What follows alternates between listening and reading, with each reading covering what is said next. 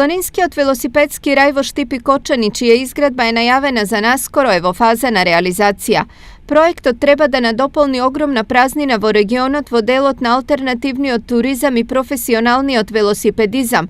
Potuka i interes od za nego je mnogo golem. Целта на проектот е заекнување на туристичкиот потенцијал, значи на Пониква, на езеро Градчи и археолошкиот локалитет Баргала, додека планирани главни активности се реконструкција и надградба на постоечките планинско-велосипедски патеки на Согоските планини, реконструкција на планинарскиот дом Пониква, надградба на јавниот простор за паркирање на туристичкиот локалитет Пониква и рехабилитација и изградба на патека од Štip кон археолошкиот локалитет Баргала.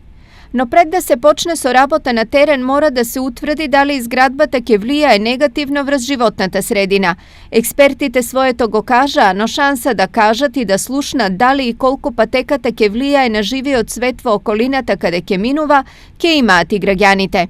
Утре со почеток во 13:30 часот во просториите на општина Štip ќе се одржи јавна расправа за планот за управување со животна средина за проектот Планинарски велосипедски рај, подготвен од страна на Центарот за развој на Источниот плански регион општина Кочани и Štip. Проектот е достапен за јавноста и во печатена и електронска верзија.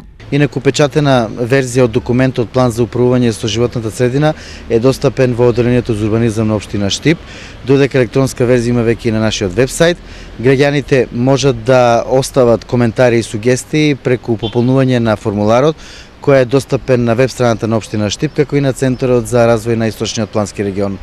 Изградбата на така наречениот планински велосипедски рај е со вкупна вредност од 1,2 милиони евра.